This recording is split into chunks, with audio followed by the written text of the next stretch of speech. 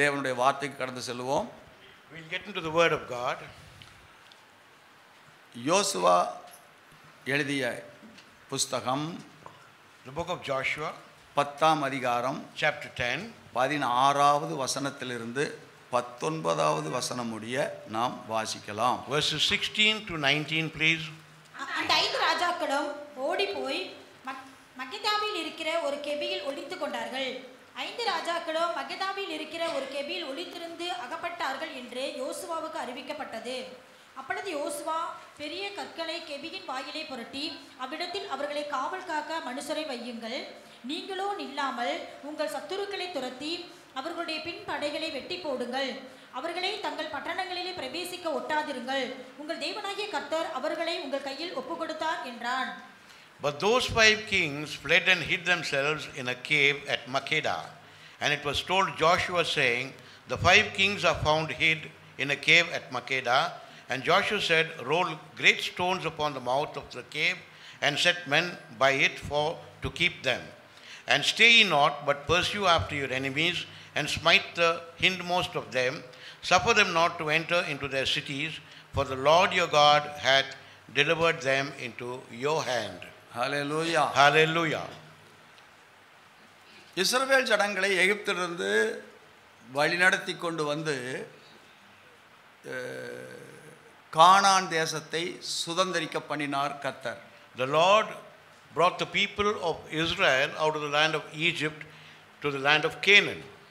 இப்பொழுது கானானுக்குள்ளே வந்தவுடனே தேவன் எவ்வளவு வாக்குத்தத்தம் பண்ணதில் உண்மையுள்ளவர் என்று ஜனங்கள் மகிழ்ந்தார்கள், கலிகூர்ந்தார்கள். The people rejoiced how great the Lord was in fulfilling his promises. கட்டாத வீடுகளிலே நட்டாத தோட்டங்களிலே அனுபவிப்பீர்கள் என்று ஆண்டவர் சொன்ன வாக்குத்தத்தமும் நிறைவேறினது. The promises that he gave, that you will stay in houses not built by you, and you will enjoy the gardens not planted by you. ஆனால் கொஞ்சம் கவனியுங்கள். But pay attention. ஒரு தேசத்தையே vacate பண்ணிவிட்டு இன்னொரு மக்களை கொண்டு வந்து அங்கே குடியேற்றுகிறது என்று சொன்னால் அது சாதாரணமான காரியம் அல்ல. சிந்தித்து பார்த்தால் தான் புரியும். It's very difficult to comprehend how to drive out one nation from the country and to bring another new nation into that country. ஏற்கனவே அங்கே குடியிருந்த மக்களை பற்றி தான் இப்பொழுது நாம் வாசித்தோம். The verse that we just read are the verses that previously 5 kings were there. அங்கே 5 ராஜாக்கள் இருந்தார்கள், அங்கே வாழ்கிற மக்களும் இருந்தார்கள். The people and the 5 kings were there. அது பொதுவாக 7 ஜாதிகளும் 31 ராஜாக்களும் அங்கே இருந்தார்கள்.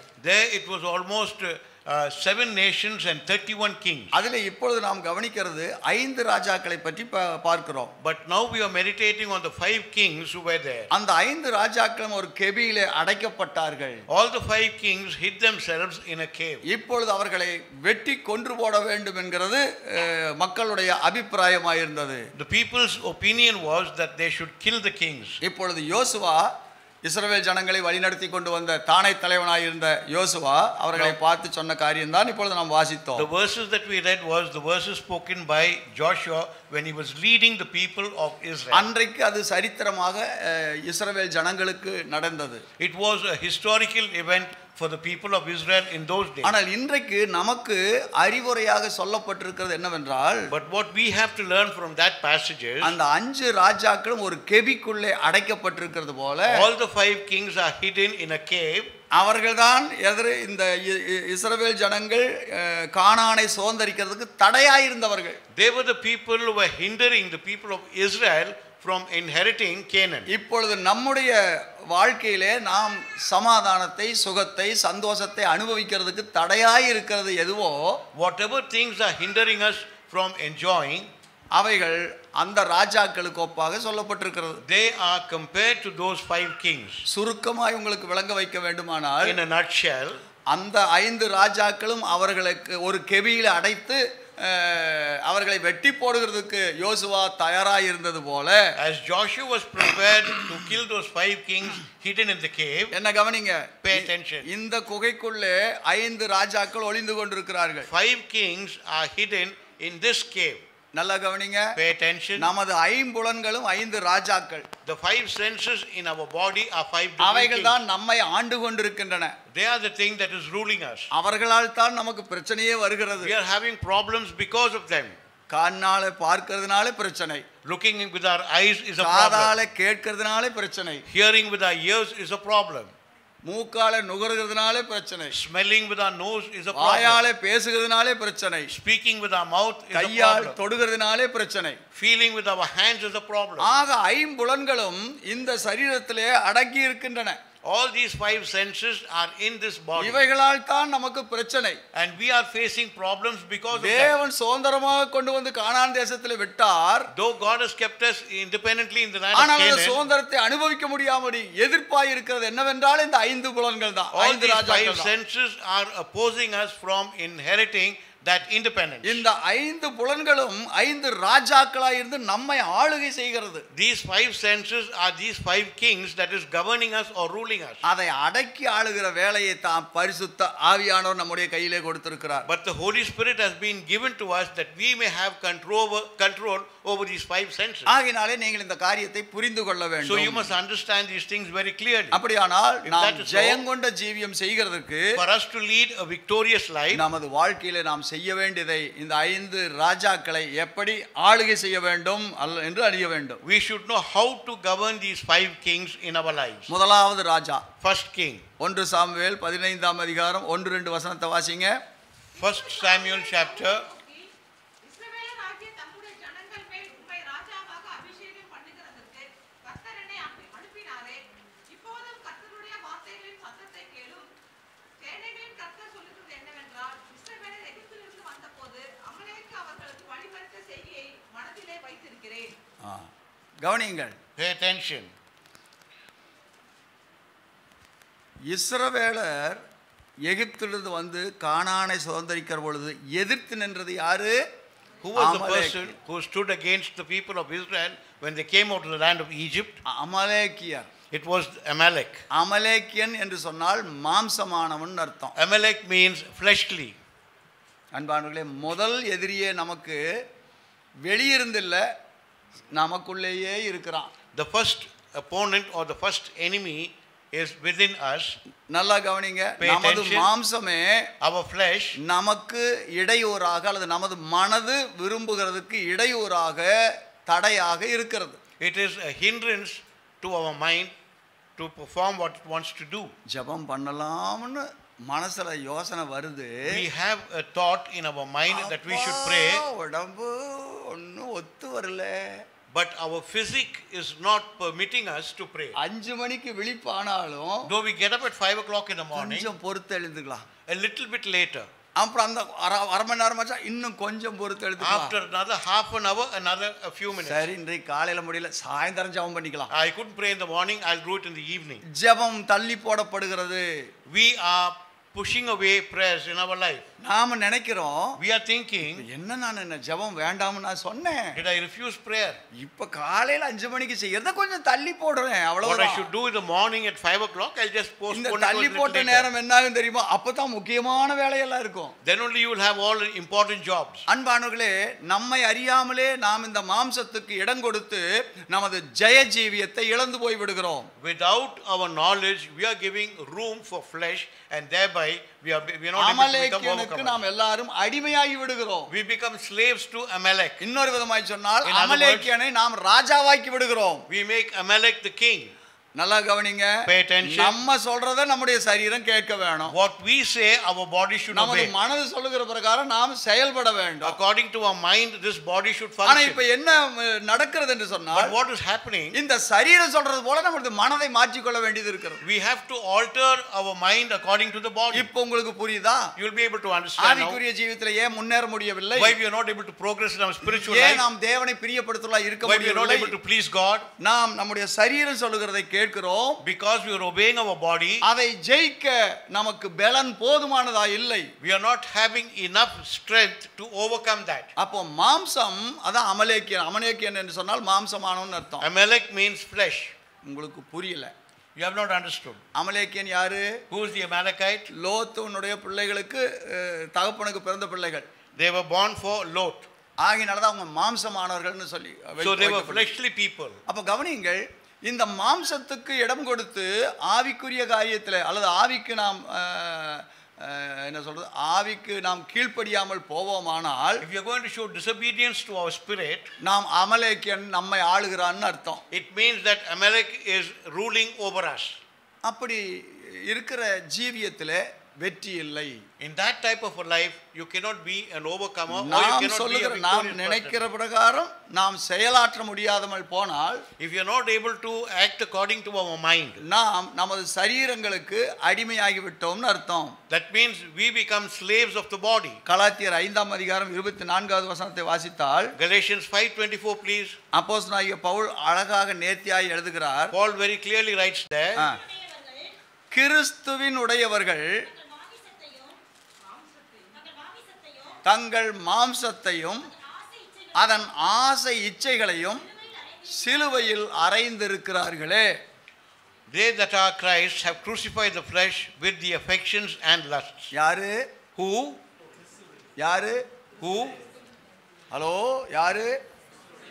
Those who belong to Christ have crucified the flesh and its lusts. கிறிஸ்தவர்கள் அல்ல, It's not Christians. கிறிஸ்துவின் உடையவர்கள். Those who belong to Christ. உங்களுக்கு விளங்க வேணும். You must be able to இது என்னுடைய understand. பேனா, This is pastor's இது pen. என்னுடையது. It belongs to pastor. இந்த பேனா யாருது? என்னுடையது. This pen belongs to pastor. அதனால இதை நான் இஷ்டம் போல எடுப்பேன், I can use it according to my வேணுங்கிற போது will and wish, எழுதுவேன். and I can write according to my will and wish. இல்லை, நான் விரும்பினா இந்தாங்க நீங்க வச்சுங்கன்னு And if சொல்லி, I desire, I can give it to somebody else. எனக்கு இஷ்டம் இவருக்கு கொடுக்கறதுக்கு. I desire to give it to brother. ஏன்? அது Why? என்னுடையது. Because it belongs to அப்ப pastor. நீங்க யோசனை பண்ணுங்க, So think for a minute. கிறிஸ்துவின் உடையவர்கள் என்றால் யாரு? So who are Christ? அவருக்கு நாம் சொந்தமானவர்கள், அவருடைய உடைமை. Unless we belong to Christ, then we are Christ. அப்போ இந்த பேனா அதனுடைய pen- விருப்பத்தை சொல்லல. நான் அவர் பாக்கெட்ல போய் உட்கார மாட்டேன், I will not sit in his pocket. நான் உமக்கு தான் சொந்த இங்க தான் இருப்பேன். I belong to you, so I'll remain உம்முடைய here. ஜோப்புல வேணா குத்துங்க, I'll keep it in your pocket. நான் அந்த ஜிப்பாவுல தான் உட்கார்ந்து இருப்பேன், I'll be in this jippa's இந்த pocket. பாக்கெட்டுக்கு போக மாட்டேன்னு I will அது not go to சொல்றதுக்கு this அது முடியாது. அதுக்கு அது அதனுடைய இஷ்டம் அல்ல, That doesn't have any right to say anything. அது என்னுடையது. It belongs to ஆகையினால pastor. எனக்கு பிரியமானவனுக்கு அதை கொடுப்பேன். So to whomever I desire, I can give it. இப்ப நீங்க யோசிச்சுக்கொள்ளுங்க, So just think for a minute. கிறிஸ்துவின் உடையவர்கள்னா யாரு? So those who are Christ means கிறிஸ்தவர்கள் அல்ல, it's not Christians, ஆனா கிறிஸ்தவங்க தான். but still they are Christians. கிறிஸ்துவின் உடையவன் என்றால் என்ன அர்த்தம்? For those who are Christ means அவரை தலைவனாக, அவரை எஜமானாக அல்லது அவரை சொந்த இரட்சகராக ஏற்றுக்கொண்டவர்கள்னு அர்த்தம். those who belong to Christ, those who accepted him as their savior, those who keep him as the leader, they are Christ. அப்போ நாம் கிறிஸ்துவின் உடையவர்களாய் இருக்கிறோமா? Are we belonging to Christ? அப்படியானால் If that is so, கிறிஸ்துவின் உடையவர்களாய் இருக்கிற நாம் நமது சரீரத்தை அவருக்கு பிரியமாய் நடக்க ஒப்பு கொடுக்க வேண்டும். then we should submit our body to be pleasing unto Christ. ரோமர் 6ஆம் அதிகாரத்திலே Romans chapter 6. 19வது வசனத்தை வாசிங்க. ரோமர் 6:19. Romans 6:19, please. உங்கள் மாம்ச பலவீனத்தின் நிமித்தம் மனுஷர் பேசுகிற பிரகாரமாய் பேசுகிறேன். ஆ. அக்கிரமத்தை நடப்பிக்கும்படி முன்னே நீங்கள் உங்கள் அவயவங்களை அசுத்தத்திற்கும் அக்கிரமத்திற்கும் அடிமைகளாக ஒப்பு கொடுத்தது போல இப்பொழுதும் பரிசுத்தமானதை நடப்பிக்கும்படி உங்கள் அவயவங்களை நீதிக்கு அடிமைகளாக ஒப்பு கொடுங்கள். Hello, I speak up to the manner of men because of the infirmity of your flesh. நான் மனுஷர் பேசுகிற பிரகாரமாய் பேசுகிறேன். I am speaking like a human being. நீங்க என்ன முன்னால என்ன செய்தீங்க? உங்கள் சரீரங்களை Previously your body. கவனிங்க, எதுக்கு அடிமையாய் ஒப்பு கொடுத்திருந்தீங்க? To what you gave your bodies? எதுக்கு அடிமையாய் ஒப்பு கொடுத்திருந்தீங்க? வசனத்தை போடுங்க தம்பி. எதற்கு?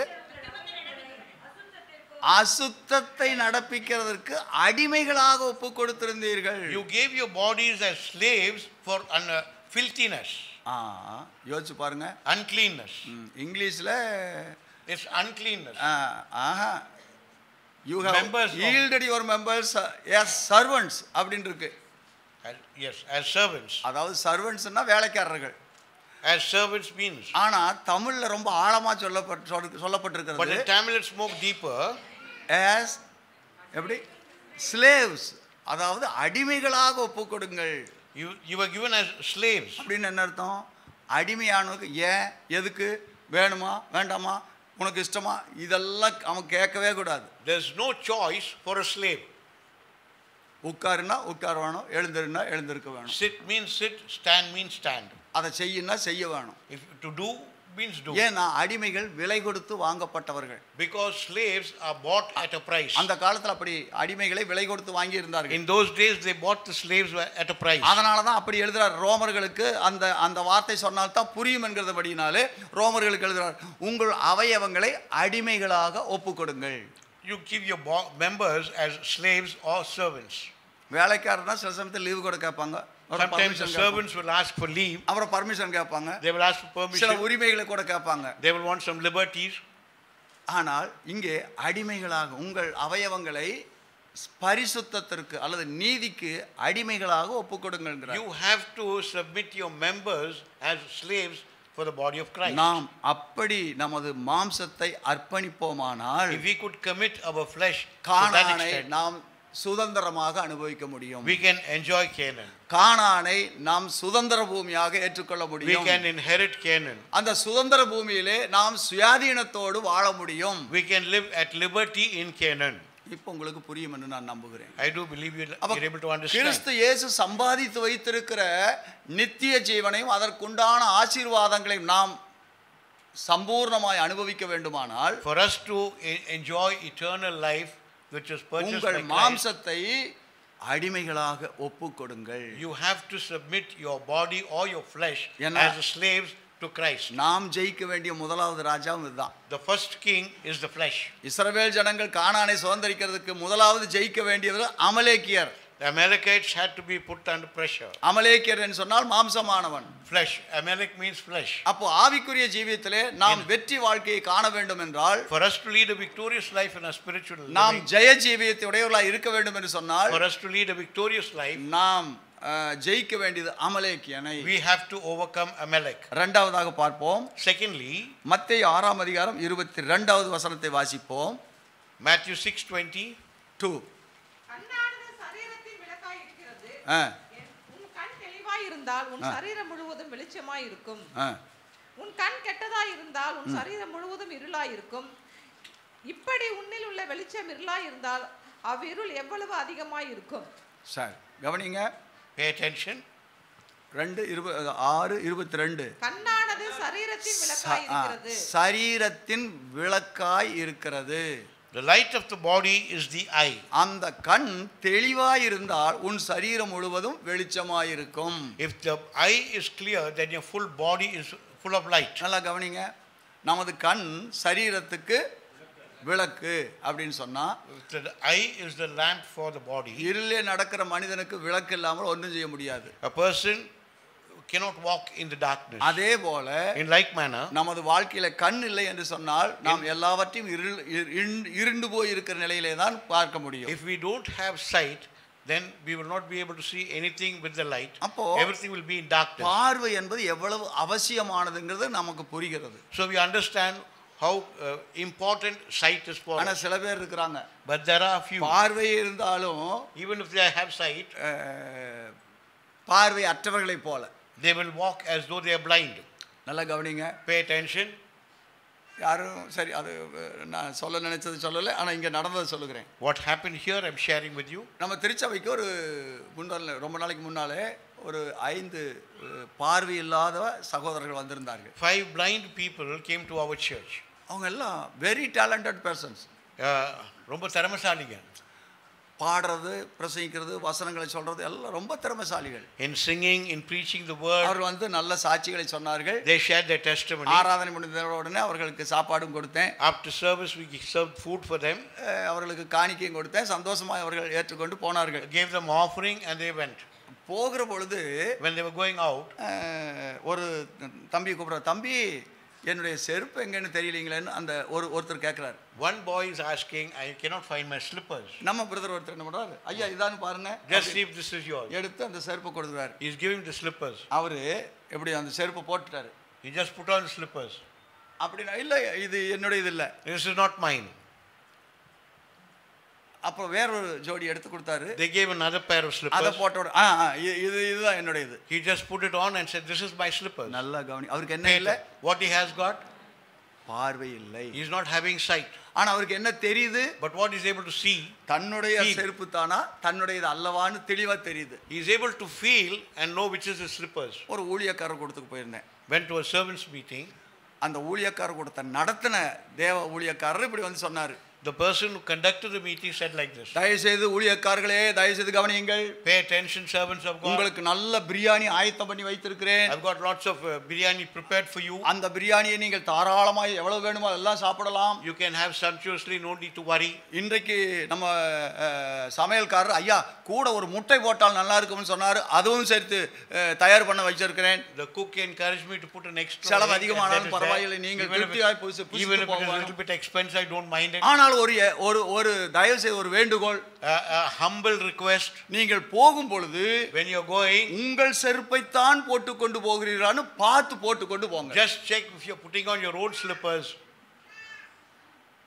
Are you understand what I come to say? நான் சொல்றது உங்களுக்கு புரிகிறதா? பார்வை இல்லாதவர்கள் கால்ல போட்ட உடனே தெரியுது இது என்னுடையது அல்ல. The people who are blind, when they put on the slippers, they're able to identify whether it is theirs or not. பார்வை இருக்கிறவர்கள் நல்லதா பார்த்து போட்டு போறாங்க. The people who are able to see are putting somebody else's nice slippers and walking off. இப்ப நீங்க சொல்லுங்க, Now think for a minute. யாரை கர்த்தர் ஆசீர்வதிக்க விரும்புவார்? Whom will the Lord desire to bless? யாருக்கு உண்மையான பார்வை இருக்கிறது சொல்லுங்க. Who really got true sight? உண்மையான பார்வை யாருக்கு இருக்கிறது? Who's got true sight? அப்ப நாம யாருக்கு அடிமைன்னு பாருங்க.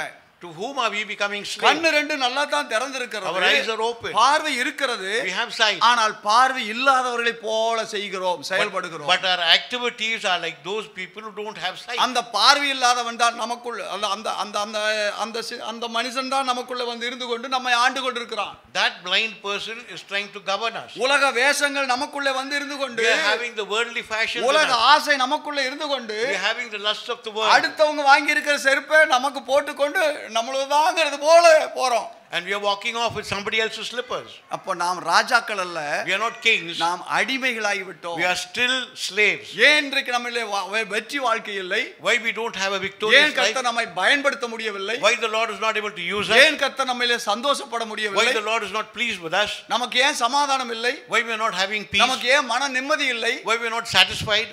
இதுதான் காரணம். This is the reason. இதெல்லாம் ஒரு தப்பா? Is this truly wrong?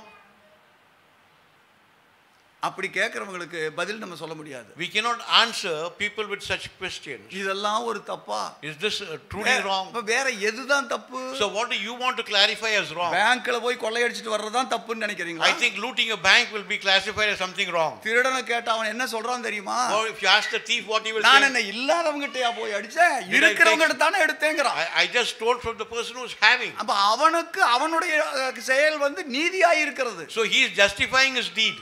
அப்ப நம்முடைய நீதி எப்படிப்பட்ட நீதி? What is our just deeds? How is இன்னைக்கு ஏன் it? கர்த்தர் நம்மை ஆசீர்வதிக்க முடியவில்லை? Why the Lord is not able to bless us? நமக்கு நாமே நியாயம் தீர்த்துக் கொள்ள கூடாது. We are trying to judge our own self. நம்மை நாமே நீதிமான்கள் ஆக்கிக் கொள்ள கூடாது. And we should not classify ourselves as righteous person. தேவனுடைய பார்வையில எப்படி இருக்கிறோம்? How are we in the sight of God? அதுதான் முக்கியம். That is important. தேவன் நம்மை ஆசீர்வதிக்க வேண்டுமானால் For the Lord to bless us. அவர் யாரு? Who is he? ஆடு மேய்க்கிறவனை அரசனாக உயர்த்தக்கிறதுக்கு He is வல்லமையுள்ள able to தேவன். make a shepherd become a king. ஆனா இன்றைக்கு அரசனாக இருக்கிறவங்க ஆடு மேய்க்கிறதுக்கு போறாங்கன்னா காரணம் என்ன? Why the king is going to look after the sheep? இது தேவன் செய்த காரியம் அல்ல. It's not God's business. நம்மை நாமே டீகிரேட் பண்ணி கொள்கிறோம். We have degraded ourselves to that ஆகையினால situation. தான் அந்த ராஜா வேற எங்கும் இல்ல. That king is nowhere else. நம்ம கையில கொடுக்கப்பட்டிருக்கிறார். He is in ours. அதை அந்த கண்ணை ஆளுகை செய்யறது நம்முடைய வேலை. To govern or control the eye, it's our business. ஒரு ஊழியக்காரர் இப்படி பிரசங்கம் பண்ணார். One servant of God preached like this. அருமையான வாலிப சகோதரனே, My young brothers, கண்ணு பார்க்கிறதுக்கு தான் இருக்கு.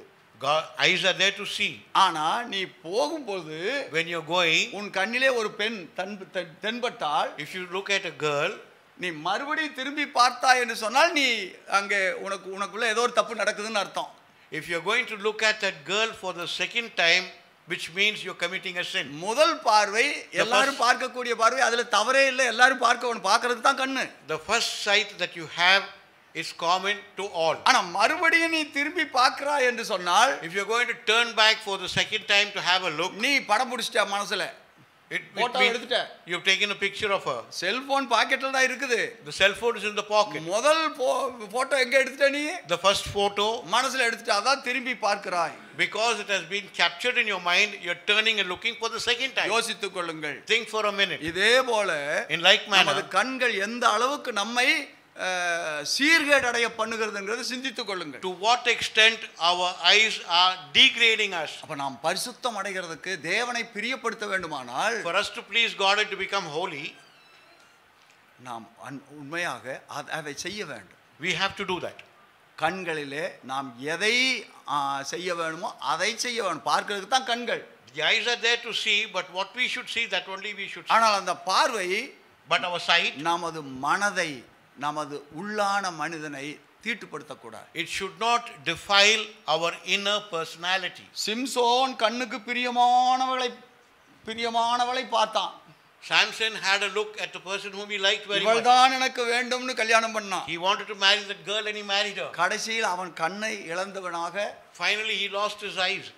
மாவாட்டுகிறவனாக, He was grinding, he was just grinding. சிறைச்சாலையிலே வேதனைப்பட்டான். He was suffering in the prison. கண்ணு சாதாரணமானதில்ல. Eyes is not something very simple. கண்ணை பயன்படுத்த வேண்டிய முறையாய் பயன்படுத்தினால் நாம் வெற்றி வீரர்களாய் இருப்போம். If you use your eyes as it should be used, you can lead a victorious பார்வை life. இல்லை என்றால் நம்மாலே எதையும் செய்ய முடியாது. Without sight we can do nothing. ஆனால் அந்த பார்வையை தவறாக பயன்படுத்துவோமானால், If you're going to use our sight for something wrong, மாவரைப்பவன் அர்த்தம். it means you're going to become grinding. எத்தனை பேர் எழுத்தின் பிரகாரம் மாவரைக்கல, Not literally, ஆனா ஆவிக்குரிய பிரகாரம் மாவரைச்சிட்டு இருக்கீங்க. but spiritually you're grinding. பரிசுத்தமாக வேண்டும் என்று விரும்புகிறவர்களுக்கு நான் சொல்லுகிறது புரியும். Those who want to become pure or holy, they will be able to நீங்கள் understand. ஜெயம் கொண்டவர்களாய் இருக்க நான் வாஞ்சிக்கிறேன். I desire that you become a victorious person. மூன்றாவதாக, Thirdly, அடுத்த கவனிங்கள், யோபுவின் புஸ்தகம் 42ஆம் அதிகாரம் 5வது வசனத்தை வாசிப்போம். Job 42:5, please. என் காதினால் உம்மை குறித்து கேள்விப்பட்டேன், இப்பொழுதோ என் கண் உம்மை காண்கிறது. இது மூன்றாவது ராஜா. I have heard of thee by the hearing of the ear, but now my eye has seen thee. கவனிங்க, the sense of hearing. கேள்வியான காரியம். மூன்றாவது ராஜா, The third king. இந்த கேட்கிறது நாம் சரியாக அந்த கேள்வியை பயன்படுத்த வேணும். Our hearing sense should work or function properly. காதினால் உம்மை குறித்து கேள்விப்பட்டேன், I have heard about you by the இப்பொழுதோ ear, என் கண்கள் உம்மை காண்கிறது. but now my eye seeth thee. யோபு அந்த அளவாய் சொல்லுகிறார். That's how Job was saying. அப்ப காதை குறித்தும் சரியாய் நாம் இருக்க வேண்டும். Our hearing capacity should be clear. காது சரியாய் கேட்க வேணும். Our ears should be clear. சத்தியத்தை சரியாய் கேட்க வேணும். You must hear the truth in a proper way.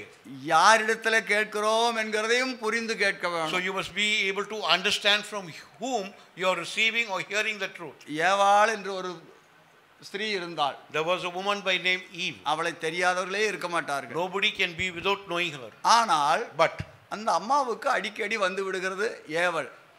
she was always tempted. அம்மாவுக்கு கால் ஒடிஞ்சா ஏவாளுக்கு கால் ஒடிஞ்சா ஏவல். அதனால அடிக்கடி ஏவல் வந்து விடுகிறது. என்ன it is very difficult to translate it. Anyhow, கவனிங்க, She was always tempted. கவனிங்கள், Pay attention. ஏவாளுக்கு உள்ளே ஒரு ஏவுதல். She was always prompted inside. என்னது? சாத்தான் சொன்னது அவளுக்கு சரியாய் தோன்றினது. So what Satan said, she thought it was true. என்ன சொன்னான் அவன்? What did he say? இதை தொடவும் புசிக்கவும் வேண்டான்னு அப்படின்னு சொன்னார். You should not touch it. இவள் உண்மையைத்தான் சொன்னான். What she said was true. அந்த சாத்தான் என்ன பண்ணா? What did Satan do? ஆமாமா, நீங்க அதை புசிக்கிறனால நீங்களும் அவரை போல ஆயிருவீங்கன்னு ஆண்டவருக்கு தெரியும். The Lord knows the day you eat of that fruit, you will become like God. அதனால தான் ஆண்டவர் அதை That's why the Lord prevented you from. நல்லா கவனிங்கள். Pay attention. இந்த ஏவாளுக்குள்ளே ஒரு ஏவுதல் வந்து விட்டது. This Eve was prompted to. அப்போ நாமும் அவரை போல அவர் மாதிரி ஆகக்கூடாதுன்னு தான் ஆண்டவர் என்ன பண்ணியிருக்காரு? That's why God didn't want us to become like him, so He is preventing us from அதை eating that தொடாதே, fruit. அதை சாப்பிட்றாதேன்னு சொல்லியிருக்காரு. He has told us not to eat it. இப்படி அவளுக்குள்ள ஒரு ஏவுதல் வந்தது. Because of this severe prompting that was going அப்படியே அவள் inside. ஏவுதல் வந்திருந்தா என்ன செய்திருக்க வேண்டும்? So what she should have done really, நேரா Gone to Adam. She should have gone to Adam. ஐயா இந்த மாதிரி அந்த சர்ப்பம் சொல்லுச்சே, The serpent said something like this. நீர் என்ன சொன்னீர்? What did you say? அதை புசிக்க கூடாதுன்னு சொன்னார், கர்த்தர் சொன்னாருன்னு சொன்னீரு. You said the Lord didn't want us to eat that fruit. இப்போ அந்த சர்ப்பம் இப்படி சொல்லுதே, The serpent is saying something like this. புசிக்கலாமா? Can we eat it? இத பறிச்சிட்டு வந்துட்டேன் I just plucked it. என்று கேட்டிருந்தா பிரச்சனையே இல்ல. இப்ப என் பிரசங்கத்தை நீங்க கேட்க வேண்டிய அவசியம் இருந்திருக்காது. If she had just 1 minute consulted with Adam, ஒரு நிமிடம் அதை கேட்காதனால, just 1 minute because she delayed in asking. கவனிங்கள், கேட்டிருந்தா ஆதாம் சொல்லியிருப்பாரு, இல்ல இல்ல இல்ல அதுல ஏதோ பிரச்சனை இருக்குது, அதனால தொட வேண்டாம்னு If she சொல்லியிருப்பாரு. asked Adam, he would have told her something. அப்புறம் பின்ன ஏன் அவன் சாப்பிட்டான்னு கேட்பறீங்களா? இந்த அம்மாமாருக்கு அப்படியெல்லாம் கேட்பாங்க. கவனிங்க கவனிங்க, நான் உங்களை குறை சொல்றதுக்கு சொல்லல. It's not to find fault with you. உங்கள் மேல் வைத்த அன்பின் நிமித்தமாகத்தான் அதாவது ஆதாம் என்ன செய்தார் தெரியுங்களா? Because Adam had love towards his wife. இதை புசிக்கும் நாளிலே நீ சாகவே சாவாய்ன்னு ஆண்டவர் சொல்லி இருந்தார். Though the Lord said, the day you eat this, you will die. இப்போ ஆதாம் ஒரு யோசனை வந்தது. Adam had a thought. ஐயோ இதை முதல்ல என்கிட்ட கேட்டிருந்தாலும் பரவாயில்லையே, She did not ask me before. கேட்காமலே சாப்பிட்டு விட்டாலே இந்த She has அம்மா already பாருங்க, eaten that fruit. இப்ப மீதியை கொண்டு வந்து நம்ம கிட்ட She கொடுக்கறாளே. has given the balance to me. இப்போ யோசிச்சாரு, He thought, ஏதோ something is going to happen to her, ஏதோ ஒன்று சம்பவிக்க போகிறது. whatever it may be, என்ன let நடந்தாலும் it also happen to me. எனக்கு அது சம்பவிக்கட்டும். கவனிங்க, ஆதாம் அன்பு கூர்ந்த விதத்தை பாருங்கள். The way that Adam showed his love towards his wife. ஆண்டவருடைய வார்த்தையை மீறி இந்த அம்மா பண்ணிட்டாங்க, சாப்பிட்டாங்க. Eve actually transgressed பாதி God's பழத்தை word. காணல. She ate half the fruit. ஏதோ ஒன்று நடக்க போகிறது. Something is going to take place. ஆண்டவர் சொன்னது எனக்கு விளங்குதோ விளங்கவில்லையோ, ஆக ஒன்று சம்பவிக்க போகிறது. Something is going to take place. அது எதுவாக இருந்தாலும் பரவாயில்லை, Whatever it may be.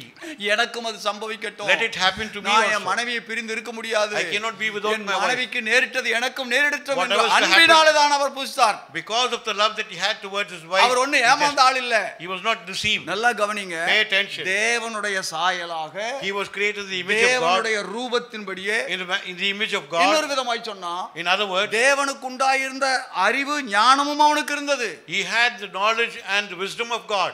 Sunday ஸ்கூல்ல ஒரு பிள்ளையை பார்த்து கேட்டேன், In the Sunday school, I asked a தம்பி child 10 மிருகங்களுடைய பெயர் சொல்லு பார்க்கலான்னு. 10 animals' names. அவன் 5 சொன்னா அப்புறம் தயங்கினான். 5 he said, and then he started studying. ஆடு மாடு இதெல்லாம் சொல்லிட்டு வந்தான். He was 5 saying, சொன்னா 5 he said. அதுக்கு மேல டக்குன்னு சொல்ல முடியல. After that he couldn't say. யோசித்து சொல்றான். He was thinking and சரி saying. அடுத்தது பையன் சொல்லுன்னு சொன்னேன். Again another thing. அவனும் அதே மாதிரி தான் 5 6 சொல்லிட்டான். ஏன்னா இவன் சொன்னதையும் சொன்னா, அவனுக்கு தெரிஞ்ச ரெண்டையும் சேர்த்து சொன்னான். 5 what the previous ஆனா person said and 2 what. 10 மிருகங்களுடைய பேரை கடகடன்னு சொல்ல முடியல. 10 animals' names he couldn't ஆனா say. ஆதாம் பாருங்க, Adam.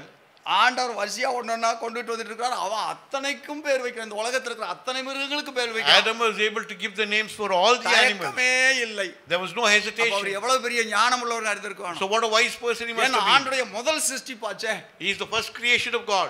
அது அந்த ஆதாமை சிருஷ்டிக்கிறதுக்காக அவர் அதிகமான பிரயாசம், மற்றதெல்லாம் உண்டாகட்டும் என்றால் உண்டாயிற்று. He created everything by his word, but for ஆனால் Adam, மனிதனை உண்டு பண்ணுவார் தமது சாயலாக, தமது ரூபத்தின்படியே in his உண்டு own பண்ணினார். image, God prepared Adam. நீங்க லூக்கா 3ஆம் அதிகாரம் 38வது வசனத்தை வாசிச்சு பாருங்க. Luke chapter 3:38. அது என்ன சொல்லப்பட்டிருக்கிறது? சேத்தின் குமாரன், ஏனோக் சேத்தின் குமாரன், சேத் ஆதாமின் சேத் குமாரன், ஆதாமின் குமாரன், ஆதாம் தேவனால் ஆதாம் தேவனால் உண்டானவன். நீங்க இங்கிலீஷ் பைபிள்ல வாசிச்சீங்கன்னா, If you read the English Adam Bible, which was the son of God அப்படின்னு எழுதி இருக்குது. Adam was the son of God. வாசிங்க.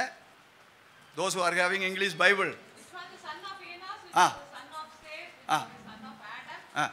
which was the son of God. அப்ப கவனிங்க, ஆதாமை பற்றி என்ன இருக்குது? தேவனுடைய குமாரன் அப்படின்னு எழுதி இருக்கு. Concerning Adam, it says he was the son of அப்படியானால் God. தேவனுக்கு இருக்கிற எல்லா அந்த அறிவு ஞானம் எல்லாமே அவனுக்கு உண்டு.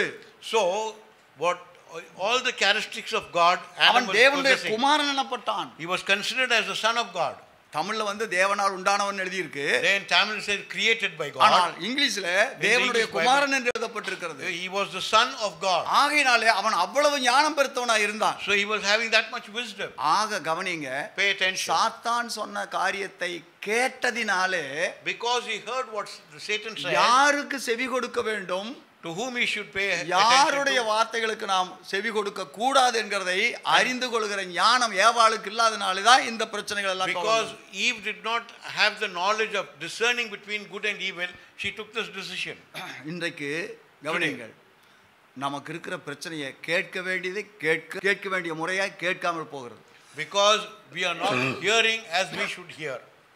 That's why we are having a problem. நமக்கு ஆண்டவர் எதுக்கு காதை கொடுத்தார் தெரியுமா? Why the Lord gave us ears? நீங்க வெளிப்படுத்தின விசேஷத்துல ஒவ்வொரு சபைக்கும் தூது எழுதுகிற பொழுது For when God was writing to each church, காதுள்ளவன் கேட்க கடவன், காதுள்ளவன் கேட்க கடவன் எழுதியிருக்கு. it says there, he that has ears to hear, let him அது hear. கவனிங்க, அதுல இன்னொரு வார்த்தை என்ன?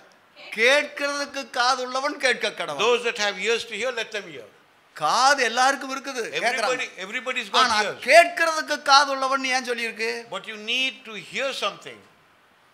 நல்லா கவனிங்க, அது அர்த்தம் என்னன்னா, The meaning is, கேட்டபடி செய்கிறதுக்கு மனதுள்ளவன் அர்த்தம். we need to have a mind to do what we have heard. கேட்கிறபடி செய்யறதுக்கு மனதுள்ளவன் எவனோ அவன் கேட்க கடவன். So he that has the mind to do what he has heard, அவனுக்கு நான் வெற்றி வாழ்க்கையை கட்டளையிடுவேன் அல்லது காண்பிப்பேன். I will command a victorious life. நான் ஜெயம் கொண்டேன் பிதாவுடைய சிங்காசனத்தில் உட்கார்ந்தது போல, As I overcame and am seated in my N father's வார்த்தைகளை throne, கேட்டு அதன்படி செய்கிறவன் அல்லது ஜெயம் கொள்கிறவன் எவனோ அவனும் to him that overcometh, என்னோட கூட என்னுடைய சிங்காசனத்தில் உட்கார்கிறதுக்கு அருள் செய்வேன். I will help him to sit along with me in my throne. இப்ப நீங்க யோசித்து பாருங்க, Think for a minute. அநேகருக்கு காது இருக்கிறது, Many people have ears, ஆனா கேட்கிறதுக்கு காது இல்லை. but they don't have the ears to do what they hear.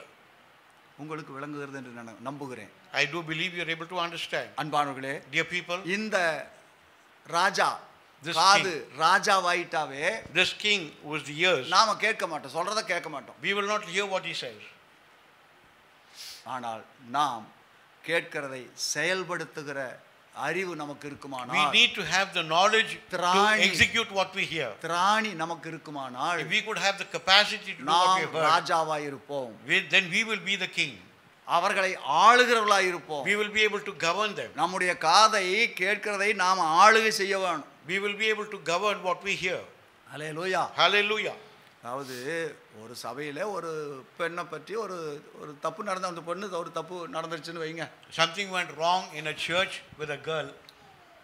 பக்கத்து வீட்டு அம்மாவுக்கு இந்த விஷயம் தெரிஞ்சிருச்சு. The side house person came to know about it. Pastor கிட்ட வந்தாங்க. She pastor, came to the pastor. நாம என்ன மாதிரி ஜெபம் பண்றோம் pastor? How we are praying, pastor? எப்படி எல்லாம் ஜெபம் பண்றோம் How pastor? are we are praying, pastor?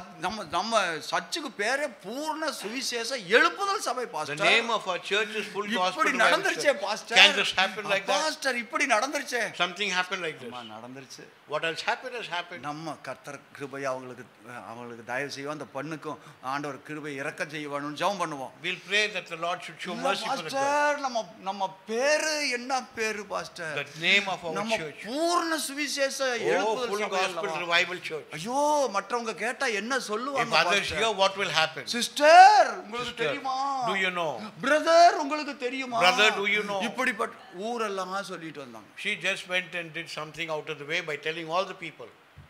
எந்த காரியம் நடந்ததாக ஊரெல்லாம் இவர்கள் பறைசாற்றினார்களோ, Whichever matter she went and revealed to all the people. அந்த காரியம் ஒரு சில மாதங்கள் கழித்து இவங்க வீட்டிலேயே நடந்தது. After a few months, the same incident took place in her இப்பொழுதும் life. பாஸ்டர் காதுக்கு போயிட்டு. Now also it went to the pastor's ear.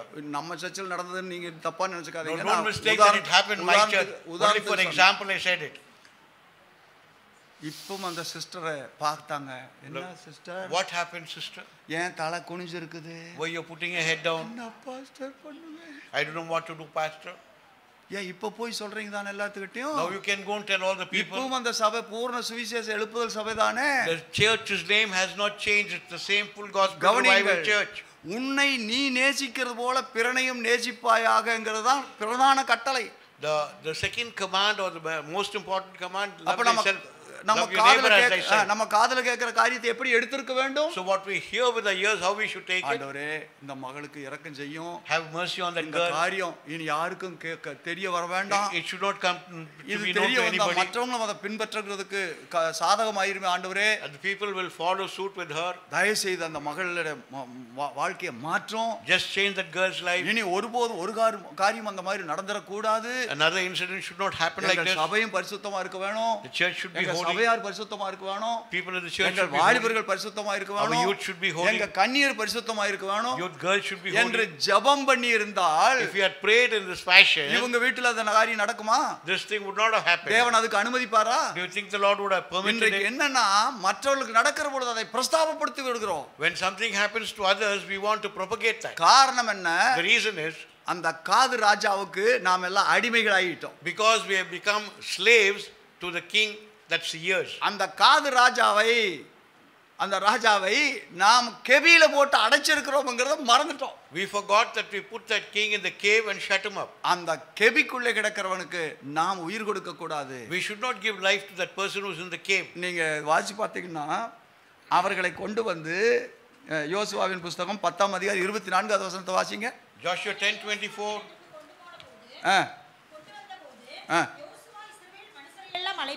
அழைப்பித்து தன்னோட கூட வந்த யுத்த மனுஷரின் அதிபதிகளை நோக்கி நீங்கள் கிட்ட வந்து உங்கள் கால்களை இந்த ராஜாக்களுடைய கழுத்துகளின் மேல் வையுங்கள் என்றான். இந்த 5 ராஜாக்கள் அந்த ராஜாக்களை கொண்டு வந்து அந்த அவங்களை எல்லாம் படுக்க போட்டு அவங்க கழுத்து மேல காலை வை. He asked them to keep their feet upon the necks of the ராஜாக்களை எங்க வைக்கணும்? Where you should keep them? கழுத்தின் மேல காலை வை. You should keep your feet upon their necks. காலுக்கு கீழே மிதிக்க வேண்டியதை தலைக்கு மேல தூக்கி வைத்துக் கொண்டிருக்கிறோம் அநேகர். What you should keep under your foot, if you're going to keep it to your head, அதுதான் நமக்கு பிரச்சனையை கொண்டு வருகிறது. that will bring the problem in our life. அதுதான் நம்முடைய வாழ்க்கையிலே போராட்டத்தை உண்டு பண்ணுகிறது. That will give problems in our life. அதுதான் நம்முடைய சமாதானத்தை கெடுக்கிறது. That will spoil the peace. நமது வெற்றி வாழ்க்கையை கரைப்படுத்துகிறது. அதுதான். It will stain our spiritual life. அதை புரிந்து கொள்ள வேண்டும். We must understand that. கர்த்தர் நமக்கு உதவி செய்வாராக. May the Lord help us. சாமுவேலை அதாவது தாவீதை குறித்து சொல்லுகிற பொழுது ஒரு காரியம் எழுதப்பட்டிருக்கிறது. About David it says like this. 1 Samuel 10ஆம் அதிகாரம் 1 Samuel chapter 10. 26 27 வாசிங்க. சவுலும் கிபியாவில் இருக்க தன் வீட்டுக்கு போனான். ராணுவத்தில் தேவன் எவர்கள் மனதை ஏவினாரோ அவர்களும் அவனோட கூட போனார்கள். ஆனாலும் பேலியாளின் மக்கள் இவனா நம்மை ரட்சிக்க போகிறவன் என்று சொல்லி அவனுக்கு காணிக்கை கொண்டு வராமல் அவனை அசட்டை பண்ணினார்கள். அவனோ காது கேளாதவன் போல இருந்தான். But he held his peace. நல்லா கவனிங்க. Pay attention. காதுல கேட்கலைன்னா அவன் காது கேளாதவனா? If he did not, காது கேட்குது நல்லா. He was able to hear clearly. இவனா ராஜாவாக போறவன். Is he going to become the king? பார்த்தா இவனா ராஜா. Is he going to become the king? ஐயையா இவனுக்காய் நம்ம வந்து கப்பம் கொடுக்கிறது. Should we pay tribute to him? இவனுக்காக நாம வரி செலுத்துகிறது. We have to pay taxes to him. இவன் சொல்லுக்காக நாம கீழ்ப்படிகிறது. Should we obey him? என்று எப்படி எல்லாரும் அசட்டையாக They despised him. பேசினார்கள். They despised him. ஆனால் அவனோ but he காது கேளாதவன் போல இருந்தான். But he held his peace. என்ன கர்த்தராக்கு ராஜாவாக்கி இருக்கிறார். The Lord has anointed me to become the king. விளங்கும் நேரத்தில் நீங்க எல்லாம் என்ன பண்ணுவீங்க? At the appointed time you will come to me. எந்த வாய் என்னை தூஷணமாக பேசினதோ அந்த வாயே என்னை போற்றி துதிக்கும். The mouth that blasphemed me will exalt me. நான் என்ன பண்ணுவேன்? காது கேளாதவனை போல இருப்பேன். I will be like a person who have not heard it. இப்ப நான் ராஜாவாக தேவனால் தெரிந்தெடுக்கப்பட்டாலும் though I've been chosen to be the king by God, it is not yet declared. அது இன்னும் அறிவிக்கப்படவில்லை. இன்னும் என் தலைமையில கிரீடம் வைக்கப்படல. The crown has not been placed on my head. அதனால உனக்கு பார்வைக்கு என்னை இளப்பமாக தோன்றலாம். So I am despised in your sight. சீக்கிரமாய் நாள் வரும். Soonly the day will come. அது வரைக்கும் till such time நான் வாயை திறக்க மாட்டேன். I will not open my mouth. அமைதலாய் இருந்தா I'll be calm. காது கேளாதவன் போல as though I am deaf. ஆமாம் சில சமயத்துல sometimes காது கேளாதவன் போல இருக்க வேணும். we have to be like deaf people. நம்முடைய பரிசுத்தத்தை காத்துக்கொள்ள வேண்டுமானால் காது கேளாதவன் போல இருக்க வேணும். to keep our sanctity we may have to keep செவிடு நல்ல.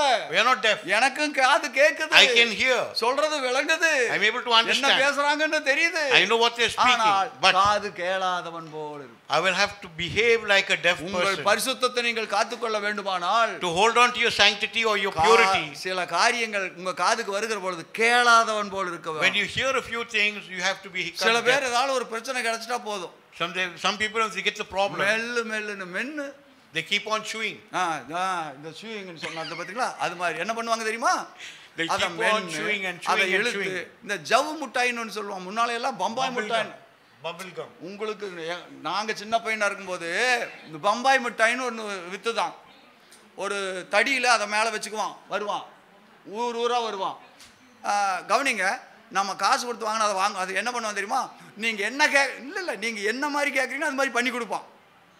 In whatever shape you want it, you will get it. கடியாரம் வேணா கடியாரம் பண்ணி கொடுப்பான். He will make it into what? காதில் தழுக்கு வேணா அந்த மாதிரி தழுக்கு பண்ணி கொடுப்பான். He'll make something like a earring. கழுத்து ஆரம் வேணா ஆரம் பண்ணி கொடுப்பான். You want a necklace, you will get it like அது that. எப்படி வேணாலும் மாற்றுவான். You can change it to any அதான் shape. பம்பாய் மிட்டாய்னு பேர் அங்க. Bombay sweet. கவனிங்க, இன்றைக்கு சில பேர்த்துக்கு கிடைச்சிடுதுன்னா என்ன பண்றாங்கன்னு இருக்கிறீங்க.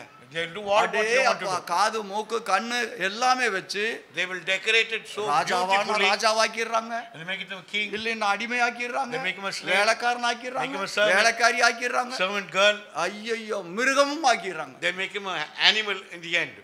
No, அப்படி அல்ல. It's not like that. அன்பானவர்களே, dear people, நாம் ஜாக்கிரதையாக இருக்க வேணும். we have to be very careful. மிகவும் ஜாக்கிரதையாக இருக்க வேண்டும். we have to be very very careful. Hallelujah, hallelujah. சரி, அடுத்த ராஜாவுக்கு போ. நான்காவது ராஜா, the fourth king, யாக்கோபு James 3ஆம் அதிகாரம் 5வது வசனம். 5. James 3:5 please. அப்படியே நாவானதும் சிறிய அவயமாய் இருந்தும் பெருமையானவரை பேசும் பாருங்கள், சிறிய நெருப்பு எவ்வளவு பெரிய காட்டை கொளுத்துகிறது. நாவானது சிறிய அவயவமாய் இருந்தும், the tongue is a little member. என்ன பண்ணுது? what happens? சிறிய நெருப்பு பெரிய காட்டை கொளுத்தி விடுகிறது போல a little fire kindleth the whole forest. ஒரே ஒரு வார்த்தை சொன்னா போதும். one small word, அவ்வளவுதான். that's all. ஒண்ணும் இல்ல, நல்லா தான் எல்லாம் நடந்தது, கல்யாணம் எல்லாம் நடக்குது, எல்லா ஏற்பாடும் முடிஞ்சது. the marriage took place well, everything is ஒரே organized. ஒரு வார்த்தை சொன்னாங்க பாருங்க, one small word they said, அவ்வளவுதான், That's கல்யாணம் நின்னு போச்சு. the marriage stopped. ஒன்னும் புரியலையோ? you have not understood. அந்த பொண்ணா? oh that girl. அந்த பொண்ணுக்கு அவ்வளவுதான்.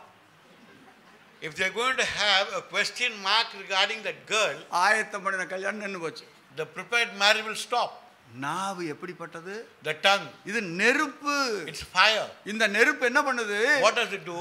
அந்த ஒரு அடுப்பை கொளுத்துறதுக்கு மட்டும் இல்ல, it's not only for that one. அத காட்டுல போட்டா காட்டையே கொளுத்தி விடுகிறது. the entire forest will be kindled. எத்தனை மரம் இருந்தாலும் எல்லாவற்றையும் how many trees may be there, it will all get burnt. நாசமாக்கி விடும். it will destroy. அதே போல in like manner, மனிதனுடைய நாவும் அப்படித்தான். man's tongue also is like that. ஐயோ, சில புண்ணியவதிகள் வாயை திறந்துட்டா போதும். a few people, if they open their சில mouth, புண்ணியவான்களும் அப்படித்தான், வாயை திறந்துட்டா போதும். if some people, if they open their mouth, கவனிங்க, pay attention. நமக்கு தேவன் கொடுத்திருக்கிற நாக்கு, the tongue that the Lord has given us, நாக்கு எப்படி மீறிடக்கூடாதுன்னு இதுக்கு பாதுகாப்புக்கு 32 சோல்ஜர்ஸ் வச்சிருக்காரு ஆண்டவர். 32 soldiers are there that the tongue should not transgress. 32 soldier மீறி பேசிராதே அப்படின்னு, just to control the tongue. பல்ல இருக கடிச்சிட்டு இருந்தாலும் பேசிடுறாங்க ஐயா. even if they bite their teeth also, something escapes from the mouth. வாயை திறக்க கூடாதுன்னு தான் இந்த 32 பல்லும் வந்து ஒண்ணா all சேர்ந்து the 32 teeth அப்படியே are there to பேசிடுறாங்க. protect the tongue from speaking unwanted things. ஐயோ, அதுல மாமியா மருமகளுக்குள்ள வர்ற பிரச்சனையை சொல்லி முடியாது ஐயா. the problem between the daughter-in-law and the mother-in-law, எவராலும் தீர்க்க முடியல. it is something that cannot be sorted out. ஒன்னும் பேச முடியாது, வாயை திறந்து பேச முடியாது. அதுக்கு பின்பாடு உதடு வேற வச்சிருக்காரு. even after that, if they cannot open their mouth, கேட் இது, that's the gate there. ரெண்டு இது கேட் போட்டு மூடி வச்சிருந்தோம். even if the mouth is closed also, still there is something that's going on. dear people, எவ்வளவு நமக்கு பாதுகாப்பை ஆண்டவர் வைத்திருந்தாலும், whatever the protection the Lord has kept for us, நாவானது எப்படிப்பட்டது? the tongue, it's a little member. அவயவமாய் it's a little member. அது பெரிய காட்டையும் அழிக்கத்தக்கதான நெருப்பு. it can kindle the whole forest. ஆனால் அதே நாவுல தான் the same tongue நன்மையும் பேச முடியும். we can speak good things. அப்ப நாம நன்மைக்கு ஏதுவாய் அதை பயன்படுத்துவோமானால், if we could use to speak good things, சத்தியமும் அதுல தானுங்க பேசுறோம். the truth we speak with that. அந்த சத்தியத்தை மட்டுமே பேசுவோமானால், if you could only speak the truth, நல்லா கவனிக்கணும். pay attention. சத்தியம் என்று சொன்னா நீங்க உடனே சுவிசேஷம்னு நினைச்சிட கூடாது. you mustn't think it's only the gospel. நான் சொல்றது உண்மைன்னு சொல்றேன். I'm speaking about ஆனா the உண்மைக்கும் சத்தியத்துக்கும் வேறுபாடு இருக்குது. there is a difference between the truth and the gospel. உண்மை என்னன்னா சத்தியம் இது இவருக்கு பெரிய டிஃபிகல்ட்டா போயிடும். இருந்தாலும் சொல்றேன், உண்மை என்ன? Truth. உண்மைன்னு என்ன? உண்மை. சரி, சத்தியம்னா என்ன? அது உண்மைதான், That also சத்தியம் is தான், truth. ரெண்டும் ஒண்ணுதான். Both are ஆனா same. கவனிங்க, உண்மை மாறும். The truth will change. Aha, I'll have to use the same word, Pastor. There's no கவனிங்க, alternative. உண்மை மாறும், சத்தியம் மாறாது. Fact. Fact. Thank you, sir. Right, கவனிங்க. Fact. Fact will change. Fact will change. But the truth will not change. கவனிங்க, அதாவது இப்போ நமது முதலமைச்சர் யார்? நம்ம தமிழ்நாட்டின் முதலமைச்சர் யாரு? Who is our chief minister? EPS. உயர் திரு எடப்பாடி பழனிசாமி அவர்கள், அப்படி சொல்லணும். சரி, கவனிங்க, இது உண்மை, உண்மைதானே? It's the fact. nobody will deny. Nobody will deny it. ஆமா, ஒருத்தரும் அதை மறுக்க முடியாது. Nobody can deny. ஆனா இது மாறலாம். But it can change. ஆனா சத்தியம் என்கிறது மாறாது. The truth will not change. இயேசுவே மெய்யான தெய்வம். Jesus is the true God. மாறுமா? Will it change? மாறாது, It will not change. அதான் சத்தியம்ங்கிறது. That's the truth. உண்மை மாறலாம், The fact will change. சத்தியம் மாறாது. The truth will not அப்ப நாம change. என்ன பேச வேண்டும்? So what we should speak, அதை கவனித்து பேசுங்கள். we should think of what we are speaking. நாவை சரியாய் பயன்படுத்த வேண்டும். We should use the tongue in a proper manner. சிலர் பேசினா கேட்டுக்கொண்டே இருக்கலாம்னு தோணும். If some people speak, we can go on சிலர் hearing. எப்படா வாயை நிறுத்துவாங்கன்னு தோணும். Sometimes you'll have to think when he will shut his அப்ப mouth. நாம எப்படி பேச வேண்டும் நீங்களே யோசிச்சுக்கொள்ளுங்க. So how we should speak that you should இன்னும் you கொஞ்சம் should பேச know. மாட்டாங்களா? Will they not speak for a little more? அந்த அம்மா கூட பேசிட்டு இருந்தா நேரம் போறதே If தெரியல. you talk to a sister, you can go on talking. ஏன்? அவங்களுக்கு அவர் பேச்சு அவ்வளவு இனிமையா இருக்கிறது. The words that's coming out from that lady's அது mouth பக்தி is விருத்தி graceful. உண்டாக்குறதா It இருக்கிறது. is edifying. அல்லது உலக பிரகாரமா பேசினா கூட அதை கேட்டுட்டு கொண்டே இருக்கலாம்னு தோணும். Even if it is worldly talk also, it சில is something teachers worthwhile hearing. சில டீச்சர்ஸ் பாடம் நடத்தினா Some teachers, if they conduct அதாவது அந்த lessons, பாடத்தை எப்படா அந்த டீச்சர் வரமாட்டாங்க, அந்த டீச்சர் வந்து வரலன்னு அழுகிற மாணவர்கள் உண்டு. there தெரியுமா are உங்களுக்கு? students who cry if that teacher doesn't come. ஏன்? Why? அவர்கள் பாடம் நடத்துகிறது The mode of conducting the lesson அவர்களுக்கு or ஜீவனையே teaching, கொடுக்கிறது போல இருக்கிறது. they are giving their own life. ஏன்? அதற்கு Why? ஏற்ற மாதிரி பரிவோடு கூட ஆயத்தம் பண்ணி போய் பேசுகிறார்கள். They are preparing it in such a way to present it to the children. என்னோட நான் பள்ளிக்கூடத்தில் படித்த காலத்தில் என்னை ரொம்ப கவர்ந்தது எங்கள் science master. The person who really brought life into me was the science teacher. எனக்கு விஞ்ஞானத்தை பற்றிய ஒரு தெளிவு வந்தது, உலகம்னா என்னன்னே புரிய ஆரம்பித்ததே அப்பொழுதுதான். ஆர்க்கிமெடிஸ் தத்துவத்தை சொல்லிக் கொடுக்கிற பொழுது When they were எனக்கு teaching me புரிந்தது. about the principle of Archimedes, அதை அவர் நடத்தி விட்டு எனக்கு அவர் சொல்ற இதெல்லாம் கேட்டுக்கொண்டிருக்கும் போது அவ்வளவு ஒரு புதிய உலகத்துக்குள்ள போன மாதிரி இருந்தது. I was entering into a new world when he was explaining that to me. அந்த கிளாஸ்ல இருந்தவங்க யார் இந்த ஆர்க்கிமெடிஸ் தத்துவத்தை திருப்பி சொல்ல முடியும்னு கேட்டார். They asked who can repeat that Archimedes principle அதை again. திருப்பி சொன்ன ஒரே நபர் நான் தான். I was the only person who was able to say the same thing. நாங்க அங்க இல்ல, அதனால டபாய்க்கிறீங்களான்னு சொல்லி நினைக்காதீங்க. I am speaking the truth. உண்மையை சொல்லுகிறேன். In truth, அன்பானவர்களே, dear people, கவனியுங்கள், ஒரு புதிய உலகத்துக்கு விஞ்ஞானம்னா என்னன்னு புரிய ஆரம்பித்தது எனக்கு அப்பொழுதுதான். I was able to get a new sense of what is science. அப்புறம் அவர் மாதிரியே நானும் ஆக்ட் பண்ண நடக்கிறதுக்கு ஆரம்பிச்சிட்டேன். I started behaving like him. அவர் நடக்கூட அந்த மாதிரி இருக்கும், அந்த மாதிரி பண்ண ஆரம்பிச்சிட்டேன். I started walking like இப்போ him. அந்த கதை வேண்டாம், Don't know that. காரியத்தை கவனிங்க. Come to the ஏன் matter. ஒரு ஆசிரியர் நம்முடைய மனதை அவ்வளவு கவர்ந்து விடுகிறார்? That the masters, I was அவர்களுடைய enticed by வார்த்தையை the கேட்க master. கேட்க இன்னும் நமக்கு ஏதோ ஒரு விதத்துல பலன் உண்டாகிறது. Listening to him could be more beneficial to me. ஆனால் சிலர் பேச்ச Some people, கேட்க முடியல. you cannot hear it. அப்புறம் எப்படி வாஞ்சையோட And how you can show desire to that? நம்முடைய வார்த்தைகள் மற்றவர்களுக்கு பிரயோஜனத்தை கொடுக்கிறதா Our இருக்கட்டும். words should be able to edify others. அது அவர்களுக்கு பக்தி விருத்தி உண்டு பண்ணுறதா It should be இருக்கட்டும். able to edify அது others. பரிசுத்தத்தை உண்டு பண்ணுறதா It இருக்கட்டும். should be able to sanctify others. எஸ்தரின் புஸ்தகம் 10ஆம் அதிகாரம் 3வது வசனத்தை வாசித்தால் 10:3. ஆ ராஜாவாகிய ஆகாஸ்வேருக்கு ஆ. இரண்டாவது ஆனவனும் ஆ. யூதருக்குள் பெரியவனும் ஆ. தன் திரளான சகோதரருக்கு பிரியமானவனுமாய் இருந்ததும் திரளான சகோதரருக்கு பிரியமானவனுமாய் இருந்ததும் அன்றி, தன் ஜனங்களுடைய நல்லா கவனிங்க, தன் ஜனங்களுடைய நன்மையை நாடி யூத குலத்தாருக்கெல்லாம் தன் குலத்தாருக்கெல்லாம் சமாதானம் சமாதானம் உண்டாக பேசுகிறவனாயிருந்தான். For Mordecai the Jew was next unto King Ahasuerus, and great among the Jews, and accepted of the multitude of his brethren, seeking the wealth of his people and speaking peace to all his அப்ப seed. மொர்தெகாய்னா சின்னவன் அர்த்தம். Mordecai means small. ஆனா அவன் செய்த சேவையை பற்றி சொன்னால் But the service that he தன்னுடைய rendered, ஜனத்தார் அத்தனை பேருக்கும் நன்மை உண்டாக பேசுகிறவனாய் இருந்தான். he was able to speak good for all the people. நாம அப்படித்தான் இருக்க வேண்டும். We should be like that. நாம பேசினால் If we speak, மற்றவர்கள் பயனடைகிறவர்களாய் இருக்க வேண்டும். others should be benefited the way பக்தி we விருத்தி speak. அடைகிறவர்களாய் இருக்க They வேண்டும். should be edified.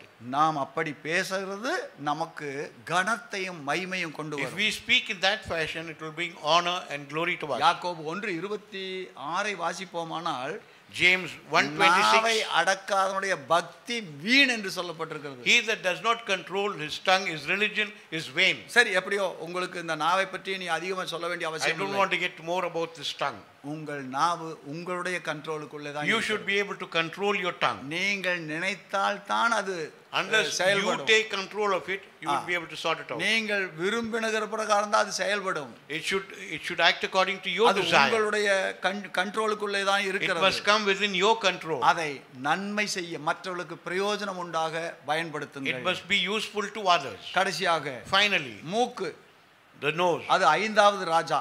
the fifth king. 1 சாமுவேலின் புஸ்தகம் 1 Samuel 2ஆம் அதிகாரம் chapter 2, 23-24 வசனத்தை வாசியுங்கள். 23-24. அவர்களை நோக்கி, ஆ. நீங்கள் இப்படிப்பட்ட காரியங்களை செய்கிறது என்ன? ஆ. இந்த ஜனங்கள் எல்லாரும் ஆ. உங்கள் பொல்லாத நடக்கைகளை சொல்ல கேட்கிறேன். என் குமாரரே, வேண்டாம். நான் கேள்விப்படுகிற இந்த செய்தி நல்லதல்ல. கர்த்தருடைய ஜனங்கள் மீறி நடக்கிறதற்கு காரணமா இருக்கிறீர்களே. மனுஷனுக்கு விரோதமாக மனுஷன் பாவம் செய்தால் நியாயாதிபதிகள் அதை தீர்ப்பார்கள். ஒருவன் கர்த்தருக்கு விரோதமாக பாவம் செய்வானே ஆகில் அவனுக்காக விண்ணப்பம் செய்யத்தக்கவன் யார் என்றான். அவர்களோ போதும், கவனியுங்கள். Pay attention. ஏலி ஆசாரியன், அதாவது பிரதான ஆசாரியனாக தேவாலயத்திலே பணிவிடை செய்து கொண்டிருக்கிறார். Eli was the high priest in the temple. அவனுக்கு ஓப்னி பினேகாஸ் என்ற 2 குமாரர்கள் இருக்கிறார்கள். 2 sons, Ophni and அவர்கள் Phinehas. ஊழியருடைய பிள்ளைகளாயிருந்தாலும், Though they were the children of the servant of ஆலயத்திலே God, வளர்ந்தாலும், though they were growing up in the temple, ஆலயத்தினுடைய முறைமைகளையோ அல்லது பக்தியோ அல்லது தேவனுக்கு பயப்படுகிற பயமோ அற்றவர்களாக வளர்ந்தார்கள். they led a rash life, not pleasing to God. பிறப்பிலே ஆசாரியனுடைய பிள்ளைகள் தான். By birth, they are the children of the priest. வளர்ப்பிலே அவர்கள் தேவனுக்கு பிரியமற்றவர்களாய் போய்விட்டார்கள். But as they were growing, they were not pleasing unto God. தேவ கோபம் அவர்கள் மேல் இறங்கத்தக்கதான அளவுக்கு அவர்கள் தேவனுக்கு துக்கத்தை உண்டு பண்ணி விட்டார்கள். They brought sorrow to God so that God's wrath was poured upon them. ஆலயத்துக்கு பலி செலுத்த வருகிறவர்கள் மத்தியிலே நடந்து கொள்ள வேண்டிய முறை அவர்களுக்கு தெரியவில்லை. They did not know how to behave with the people who had come to give the offerings to God. கர்த்தருக்கு கொண்டு வருகிற பலியை அவர்கள் இஷ்டம் போல பயன்படுத்த The தொடங்கினார்கள். sacrifices that were brought unto God was being misused by these children. அங்கே வருகிற ஆலயத்துக்கு தொழுது கொள்கிறதுக்கு வருகிற ஸ்திரீகளை நல்ல கண்ணோட்டத்தோடு பார்க்கவில்லை. They misbehaved with the women who were coming to sacrifice there. ஆகையினாலே தேவ கோபம் அவர்கள் மேல் வந்தது. God's wrath was poured upon them. ஒரே நாளிலே யுத்தத்திலே 2 பேரும் செத்து In போனார்கள். the war, the same day, both of them died. அவருடைய மனைவிமார் விதவைகளானார்கள். Their wives became widows. அதிலே ஒருவனுடைய மனைவி இவன் செத்து போனான் என்கிறதை கேள்விப்பட்ட பொழுது பிரசவிக்கிறாள். One of the son's wives, while giving birth, she died. கவனியுங்கள், உடன்படிக்கை பெட்டி பிடிபட்டு போய்விட்டது. The ark of the covenant was stolen. இஸ்ரவேலர் தோற்று போனார்கள். The people of Israel lost the அமலேக்கியர் battle. ஜெயம் எடுத்து விட்டார்கள். The Amalekites won. உடன்படிக்கை பெட்டியும் பிடிபட்டு போய்விட்டது. The ark of the covenant was stolen. இஸ்ரவேலர் தோற்று போனார்கள் என்று அறிந்தவுடனே When the people of Israel were defeated in the battle, வேதனையிலே பிள்ளை பெற்றாள். with great sorrow she birthed. ஆகையினாலே அந்த பிள்ளைக்கு இக்கபோத் என்ற பெயர் வைத்தார். So she named the child Ichabod. மகிமை தேவனை விட்டு விலகினது என்று. God's glory has departed. யோசித்து பாருங்க. Think for a minute. அதற்கு காரணம் என்ன? The reason, இவர்கள் ஆலயத்திலே வளர்கிற ஸ்லாக்கியம் பெற்றிருந்தோம். though they were privileged to grow in the temple, ஆசாரியனுடைய பிள்ளைகளாயிருந்து ஆலய பணிவிடை செய்கிற பாக்கியம் பெற்றிருந்தோம். though they had the privilege of serving God in the temple, அதை சரியாக பயன்படுத்தாதனாலே, because they misused it or did not use it properly, நல்ல சாட்சி உண்டாகாதனாலே, because they lost their testimony, அவர்களுடைய வாழ்க்கை ஒரு குற்ற என்ன சொல்றது கரும்புள்ளியாக மாறிவிட்டது. Their lives ended with a black spot. அவர்கள் யார்? Who are they? தேவனுடைய சேவை செய்கிறதுக்காக தேவனால் கொடுக்கப்பட்ட பிள்ளைகள். They were chosen to do the service of God. அந்த சிலாக்கியத்துக்குரியவர்கள். They had that privilege. ஆனால் But அதை அவர்கள் அந்நிய காரியமாக எண்ணி They கனவீனப்படுத்தினபடினாலே தேவன் அவர்களை கைவிட்டு விட்டார். Because they dishonored God's business, God put them to death. அன்பானவர்களே கவனியுங்கள். Pay attention. நாம் ஆலயத்துக்கு போகிறோமாங்கிறதல்ல காரியம். Coming to church is not important. ஆலயத்திலே நடந்து கொள்ள வேண்டிய முறை சரியாய் நடந்து கொள்கிறோமா என்கிறது மிக Are we முக்கியம். behaving in a way pleasing to God? மூக்கு The nose. ஏதாவது ஒரு நல்ல வாசனை வந்தா அப்படின்னு கொஞ்சம் இழுக்க சொல்லும். Yes, if they could sense something very flavorable, கொஞ்சம் they would try bad- to inhale a little more. கொஞ்சம் bad ஸ்மெல்னா If it is something giving a bad odor, மூக்க they will பிடிக்க try to சொல்லும். just hold on to their அது உள்ள nostrils. போயிடக்கூடாது. It மூக்க should not பிடிக்கணும். enter the nose. மூக்க பிடிக்க வைக்கிறது எது? அப்படி மூக்க உறிஞ்ச வைக்கிறது எது? There is something that you could inhale a little and something that you அப்போ would have to உங்கள் stop your சாட்சிகள் nose. எப்படி இருக்கிறது? How is your testimony today? நமது வாசனை ஜீவிய வாசனை எப்படி இருக்கிறது? Our life's fragrance, how நமது is it? சாட்சி எப்படி இருக்கிறது? How is our testimony? நம்மை பற்றி நம்முடைய குடும்பத்தில் நம்முடைய வீட்டிலே இருக்கிறவங்க என்ன சாட்சி The சொல்றாங்க? people in our own family, how will they testify about us? நான் அப்படி இருந்த பொழுது When I was in Avadi, ஒரு சகோதரி இப்போ இருக்கிறாங்க. that sisters there, அவங்க ஹஸ்பண்ட் இறந்து போனாரு. the husband died. அவங்க ஹஸ்பண்ட் இறந்த பொழுது கூட அவங்க அவ்வளவு அழுகவில்லை. She did not cry when her husband died. ஆனா அவங்க மாமியார் இறந்ததுக்கு ரொம்ப அழுதாங்க. When her mother-in-law died, she cried very ஏன்னா bitterly because தாயை விட அதிகமாய் நேசித்தவர்கள் அவர்கள். she loved her mother-in-law மாமியாரை more தாயை விட than her அதிகமாய் mother. நேசித்தவர்கள். She loved her mother-in-law more than her அந்த mother. தாயும் கவனிங்க இந்த மருமகளை அவ்வளவு பெத்த பிள்ளை விட கூடுதலாக நேசித்தார்கள். This mother-in-law also loved that girl more than her daughter. நான் அவர்களை இந்த தேவ சன்னிதானத்தில் இருந்து கொண்டு சொல்றதுக்கு காரணம் என்னன்னா, Why I am testifying about them from the God's நான் கண்ணார presence, கண்டவன். what I've seen with my அவங்க eyes. வீட்டுல என்ன இருக்குது என்ன இல்லைன்னு கூட எனக்கு தெரியும். I know what they have and what they don't அந்த have. அளவுக்கு அவங்களுடைய அந்த குடும்பத்தோடு நம்ம நெருங்கி I had such intimate fellowship with that ஏன்னா family. அந்த சகோதரனை நான் சைக்கிள்ல வைத்துக்கொண்டு பல மைல்கள் விசிட்டிங் போய் ஊழியம் செய்திருக்கிறேன். I've taken the brother along with me many miles on my cycle. அதனால இப்போ நம்ம ரெண்டு பேரும் வருவோம். நாங்கள் ரெண்டு பேரும் ஒரு உதாரணத்துக்கு வச்சுக்கணும் வருவோம். For example, we'll come together.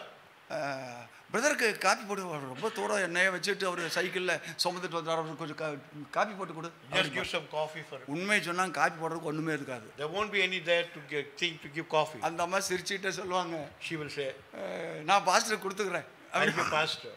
நான் பாஸ்டருக்கு போட்டு கொடுத்துட்றேன். I'll give pastor the coffee. சிரிச்சுட்டே சொல்லுவாங்க. She'll just அவங்க smile. சிரிச்சுட்டு சொல்கிறாங்கன்னு சொன்னால் அங்கே ஒன்றும் இல்லைன்னு அர்த்தம். If she's giving it with a smile, which means there's அவங்க nothing there. ஒன்றுமே சொல்லலை அப்படின்னா If she didn't say coffee anything, ரெடியாக வந்துருதுன்னு அர்த்தம். the coffee will come. ஆமாருமே அவங்க குடும்ப நிலைமையெல்லாம் அவ்வளவு எனக்கு தெரியும். அதனால சொல்லுங்க. I know so much such intimate things மாமியார் about their மருமகள் family. அவ்வளவு சின்சியரா இருப்பாங்க. The mother-in-law and the daughter-in-law, they were so loving and affectionate. ஏன்னா அவங்க ரெண்டு பேர்த்தையும் அடக்கம் பண்ணது நான் தான். Because I buried both of அவங்க them. குடும்பத்தினுடைய வருமானம் எனக்கு தெரியும், செலவு எனக்கு தெரியும், பிரச்சனை எனக்கு I தெரியும். know their income, their expenses and their expenditure. மாமியார் மருமகள் அவ்வளவு நேசமுள்ளவங்களா They இருந்தாங்க. were so loving and affectionate. அன்பானவர்களே, மாமியார் மெச்சிய மருமகள்னு ஒருத்தர் இருக்கிறான்னா அவங்கள நான் உதாரணமா சொல்லுவேன். If there is any mother-in-law who is able to appreciate the daughter-in-law, it is that. Yes அந்த ஒரு இது வருங்களா ரூத்தும் Ruth and Naomi. நகோமியும் Ruth and Naomi. உண்மையிலேயே அவங்க ரூத்தும் நகோமியும் போல தான் இருந்தாங்க. In true life, they were like Naomi and Ruth. அன்பானவர்களே யோசித்துக் கொள்ளுங்கள். Think for a minute. நம்முடைய வீட்டில் In our house, நம்முடைய வீட்டில் ஒரு வீட்டில் ஒரு சாப்பாட்டை சாப்பிடுகிற நாம் the food that we have in common, நேசிக்கிறோமா பாருங்க. are we loving that? நாம் யார்? Who are we? பூர்ண சுவிசேஷ சத்தியத்தை We are hearing the truth from the full gospel நாம் of யார்? church. Who are we? அபிஷேகம் பெற்றவர்கள். We are anointed. நாம் யார்? Who are we? ஓ மகிமையான சுவிசேஷத்தை எல்லாம் கேட்டு செயல்படுகிறவர்கள். We have received the glorious gospel and we are நம்முடைய active. வீட்டில் எப்படி இருக்கிறோம்? How are we in our house? நமது மாமியாரோடு எப்படி இருக்கிறோம்? How are we with நம்முடைய our மருமகளை mother-in-law? எப்படி நாம் நேசிக்கிறோம்? How are we loving our daughter-in-law? கொஞ்சம் கவனிச்சு பாருங்க. Think for a minute. போதனை எல்லாம் எங்க தெருவில் போறவங்களுக்கு இல்ல, It's not for the street நமக்கு தான் people. போதனை. We need to have the teaching. அப்போ நம்முடைய குடும்பம் எப்படி இருக்கிறது? How our family is. நாம் குடும்பத்திலே சமாதானம் எப்படி இருக்கிறது? How is the peace in our family? அந்த சமாதானம் கெடுக்கிறதுக்கு என்ன காரணம்? What is the reason for us peace to get spoiled? இன்றைக்கு என்னன்னா பிரச்சனை என்னன்னா, What's the problem? எல்லாருமே தன்னை பரிசுத்தவாட்டியாக வைத்துக் கொள்கிறார்கள். Everybody wants to keep their holiness. தன்னை பரிசுத்தவானாக வைத்துக் They கொள்கிறார்கள். want to keep themselves ஆனா holy. மற்றவர்களை தான் அந்த மற்றவர்களை அப்படி நினைக்கிறதே இல்லை. They don't think of others in that light. அவங்க எல்லாம் பாவிகள், They are all sinners. நம்ம மட்டும்தான் பரிசுத்தவாட்டி. We are holy. நாம் பரிசுத்தவாட்டிங்கிறதுல தப்பு இல்லை. It's not wrong that we are holy. It is true. அது உண்மை. It's true. ஆனா எந்த மாதிரியான பரிசுத்தவாட்டி, What kind of a holiness? எந்த மாதிரியான பரிசுத்தவான், What kind of a saintly life you're leading? நம்ம கூட பிறந்தவர்களை நமது குடும்பத்தில் உள்ளவர்களையே நம்மால நேசிக்க முடியவில்லையே. If we cannot love our own family அப்ப members, எதிராளிகளை எப்படி நேசிக்கிறது? then how can you love your enemy? நல்லா கவனிக்கணும். Pay attention. கிறிஸ்தவத்தினுடைய ஆழம் என்ன தெரியுமா? The depth of Christianity. எதிராளிகளை நேசிக்கிறது. You should love your enemies. ஒருவன் உன் கன்னத்திலே அறைந்தால் மறுகன்னத்தையும் திருப்பி கொடுன்னு சொன்னவருக்கு நாம சீசர்கள். We are the disciples of the person who said one man slaps you உங்களை on the cheek. நிந்திக்கிறவர்களுக்காக For those who reproach you, என்ன செய்யுங்க? you have to pray. ஜெபம் பண்ணுங்க. You have to pray for those who reproach you. எத்தனை மாமியார்கள் மருமகளுக்காக ஜெபம் பண்றாங்க? How many mother-in-laws are praying for their daughter? ஜெபம் பண்றதுக்கு பதிலாக Instead of praying, என்னென்ன பேச முடியுமோ பேசி அவ்வளவுதான், முகத்துல முழிக்க முடியாத அளவு காரியத்தை சாதிச்சிடுறாங்க. என்ன பேசி? they just try to do everything by speaking. நீங்க பேசுறத பற்றி நான் சொல்லல. It's not talking about நீங்க talking. அப்படி பேசுனீங்கன்னு சொன்னா If you're going to talk like that, உங்களை விட பலவீனமானவர்கள் யாரும் இல்லை. there's nobody more weaker than you. Pastor சாம் சுந்தரம் இப்படி சொல்லுவார். Pastor Sam Sundaram says like this. ஏதாவது ஒரு பிரச்சனை வந்துட்ட உடனே If there is a problem, சில பேர் கையை நீட்டிடுறாங்க. some people stretch out their hand. கையை நீட்டுறவங்க பலசாலி அல்ல. It's not the person who stretches out his hand is கையை strong. கட்டுறவங்க தான் பலசாலி. If a person can fold his hand, he is a ஆத்திரம் வந்த strong உடனே person. இடிச்சிடுறது இல்ல. It's not if you're getting angry. கணவன் மனைவியை அப்படித்தான் அடிச்சிடுறாங்க. The wife is beating the husband. ஒருத்தருக்கு ஒருத்தர் அதான் நடந்துருது. It happens like that. கையை நீட்டுறதுக்கு பலன் வேண்டியது அவசியம் இல்லை. You don't need strength to stretch your hand. கையை கட்டுறதுக்கு. You need strength to bind your hand. கையை or to கட்டுறதுக்குன்னு hold. சொன்னா வாயையும் கட்டுறதுக்கு தான். And also your mouth. அதுக்கு தான் பலன் வேணும். You need strength for that. அப்ப உண்மையான பலசாலி யார் என்றால், Who is a strong person? யோபு சொல்றாரு, Job says, நீ பைத்தியக்காரி பேசுகிறது போல பேசுகிறாய். you're speaking like a mad woman. அந்த அம்மா சொல்றா, என்னன்னு சொல்றா? That wife is saying, யோபுவே அவங்க வைஃப் சொல்றாங்க, Job's wife is நீ talking, என்னையா நீதி, தேவனை தூசித்து ஜீவனை விடு சாவே அப்படிங்கிற. why are you still holding on to your integrity? Curse God and die. இன்னும் உமக்கு பக்தி வேண்டி கிடக்குதோ? Still you're holding on to your godliness and பக்தியை integrity. பாத்தீர்களா? You have seen your integrity. தேவனை தூசித்து ஜீவனை விடு அப்படின்னு சொல்றா. Curse God and die. அவர் என்ன சொல்றாரு? What does Job நீ say? பைத்தியக்காரி, நீ பைத்தியக்காரின்னு சொல்ல, பைத்தியக்காரி பேசுகிறது போல You're பேசுகிறாயே. speaking like a foolish woman. தேவனிடத்திலே நன்மை பெற்ற நாம் தீமை வர்ற பொழுது உடனே தேவனை தூசிக்கலாமா? We who have received good from the Lord, and now when we are receiving bad, ஏங்க we decide. இத்தனை ஆண்டு காலம், இந்த 4000 வருஷ காலமா அவரை பற்றி ஏன் பேச வேண்டியது இருக்குது சொல்லுங்க? For 4000 years is speaking about him. Why? பொறுமைக்கு யோபு ஏன் காரணம் காட்ட வேண்டியது Why இருக்குது we are சொல்லுங்க? showing Job அதுதான் நாவை அடக்கினது. because he controlled his நாவை tongue. அடக்கிறது என்று சொன்னால் வார்த்தையை மட்டுமல்ல, மனதை அடக்கினார்கள். ஆகையினாலே நாவினால் அதை He was காட்டவில்லை. able to control his mind, thereby he was able to control his tongue. நாம் அப்படி நடப்போமானால், If we could walk in that fashion, நாம் எவ்வளவு உயர்ந்த நிலையில் இருப்போம் தெரியுமா? we can be exalted to a great extent. அன்பானவர்களே, Dear people, நம்முடைய குடும்பத்திலே நம்முடைய பரிசுத்த ஜீவியம் துளிர்விடட்டும். let our holiness grow in our நம்மோடு family. பழகுறவரிடத்திலே நம்முடைய பரிசுத்த ஜீவியம் துளிர்விடட்டும். Let our holiness grow with the people who we நம்முடைய know about. ரட்சிப்பின் மேன்மை, நம் மற்றவர்களுக்கும் நமக்கும் இருக்கிற வேறுபாடு அதில் விளங்கட்டும். The difference between others and us through our salvation. நாம் உண்மையிலேயே நாம் அபிஷேகம் பெற்றவர்களானால் அந்த அபிஷேகத்துடைய மகிமை வாசனை மற்றவர்களுக்கு கிடைக்கட்டும். In truth, if we have been anointed, let us spread our fragrance to others. மீண்டும் நாம் 1 சாமுவேலின் புஸ்தகத்திலே, 1 சாமுவேலா மன்னிக்கவும், யோசுவாவின் புஸ்தகத்திலே In the book of Joshua, 10வது அதிகாரம் chapter 10, 26வது வசனத்தை வாசியுங்கள். verse 26. முதல்ல 24 வாசிங்க, அப்புறம் 26 வாசிங்க. முதல்ல காலை கழுத்து மேலே வச்சு, நீங்கள் உங்களை நாங்கள் அடிமைகளாக்குறோம் என்று அவர்கள் கழுத்தில் வச்சு முதல்ல ஜெயத்தை காட்டினார்கள். அடுத்தது அவர்களை வெட்டி கொன்று போட்டார்கள். அந்த கொன்று போட்டது எல்லாருக்கும் தெரிய வரட்டும் என்கிறதுக்காக மரத்தில் தூக்கிட்டாங்க. And afterward Joshua smote them and slew them and hanged them on 5 trees. And they were hanging upon the trees until the evening. மரத்திலே தூக்கி போட்டார்கள். He was hanging them on the trees. உலகத்துக்கு தெரியட்டும். Let the world know.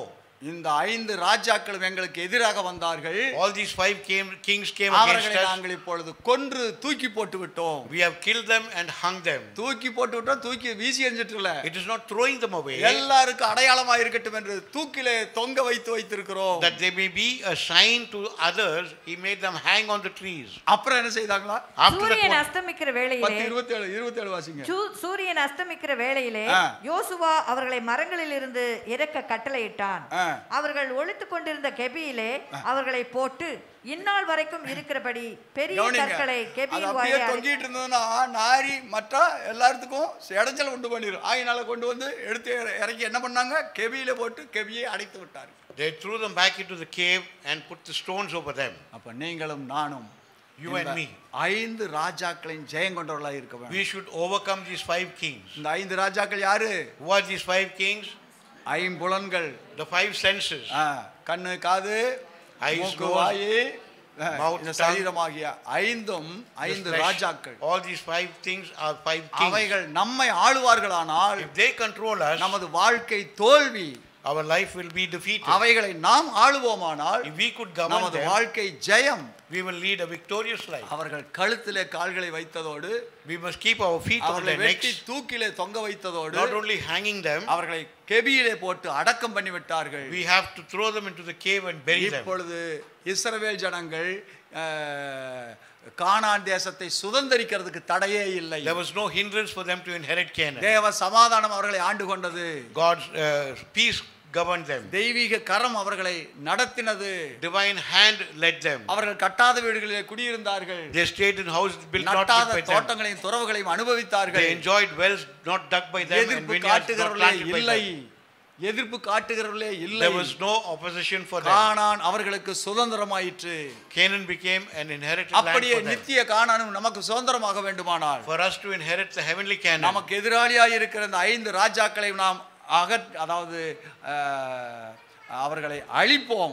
all these 5 kings we should destroy. கர்த்தர் நமக்கு ஜெயம் கொடுப்பாராக. may the Lord give us the victory. கண்களை மூடி அவருடைய திருமுகத்தை நோக்கி பார்ப்போம். shall we close our eyes? hallelujah, the face of Jesus. hallelujah, hallelujah, praise the Lord, hallelujah, Jesus, hallelujah, hallelujah. நன்றி ஆண்டவரே, ஸ்தோத்திரம், நன்றி தகப்பனே, நன்றி தந்தையே, நன்றி அப்பா, நன்றி அப்பா, நன்றி நன்றி நன்றி.